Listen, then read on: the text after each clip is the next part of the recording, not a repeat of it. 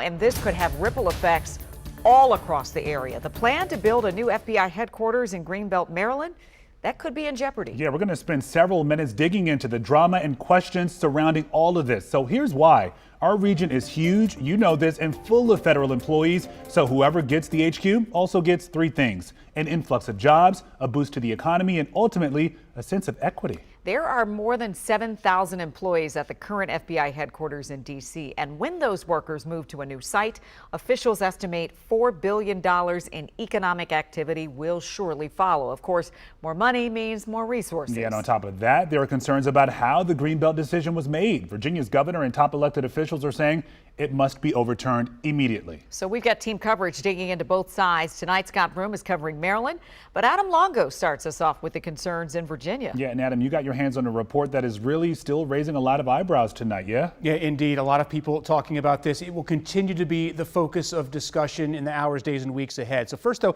I want to discuss with you why Virginia politicians are so upset about what's inside this 38-page report. I got this from one of my sources on Capitol Hill. And we need to talk about why the FBI director himself took the rather astonishing step of calling out this decision from the Biden administration.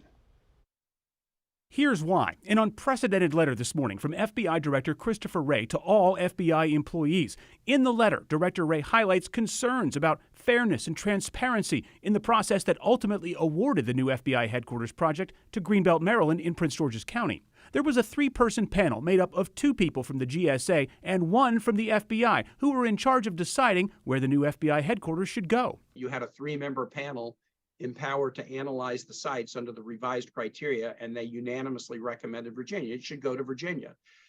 Period. It should go to Virginia. Instead, a political appointee from the GSA named Nina Albert, who's now with Mayor Bowser's administration, she overruled the three-person panel, according to these GSA documents reviewed by WUSA 9, and the FBI headquarters was awarded to Greenbelt instead. The FBI was concerned enough about this tie that they raised it with the administration again and again and again. The GSA administrator, Robin Carnahan, a Biden appointee, released this statement today in response to the FBI director's letter. Quote, any suggestion that there was inappropriate interference is unfounded. The choice of Greenbelt, Maryland is fully consistent with the decision-making process as well as all laws, regulations, and ethical considerations. We stand behind the process, the decision, and all of the public servants who carefully followed the process and made a good decision on behalf of the FBI and the public. At every step, the GSA team has worked to incorporate the FBI's feedback and appropriately address their concerns, including conducting a legal review of each concern raised. Now, just got this within the past couple of hours from Congressman Steny Hoyer of Maryland, who's helped to shepherd this project over the past 14 years. He says, quote, I'm disappointed that Director Wray and my colleagues in the Virginia delegation would call into question the integrity of this process simply because they preferred a different outcome.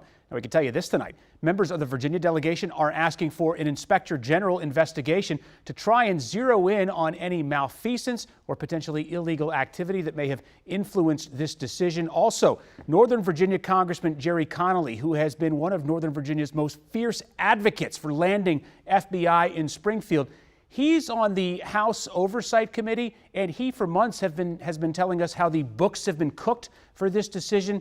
He's going to get the opportunity, as well as Republicans and Democrats, to talk with the GSA administrator, who will appear before that committee next Tuesday morning at 9 o'clock. Expect fireworks in that committee hearing. Also, guys, hearing that tomorrow, 9 a.m. in Greenbelt, a press conference being scheduled for the Maryland leaders, including the governor, several members of Congress, and local officials as well. We'll let you know more about that as we hear it. All right, and we know as of tonight, as for Maryland leaders, they're basically telling Virginia to bring it on, bring it. That's right. State and local officials are now lining up to stay in the fight. Tonight, our Scott Broom is at the Greenbelt Metro station next to the site chosen by the GSA with some reactions. None of the Maryland leaders I talked to today were remotely surprised or rattled by the position staked out by FBI Director Wray or by vows from Virginia leaders to fight. You know what? We're taxpayers too.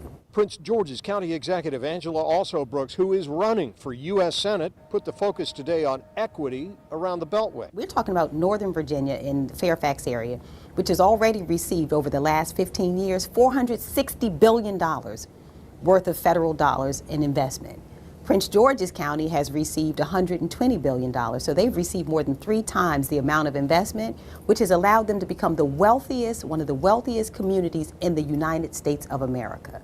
So people don't give over those kinds of opportunities quite easily.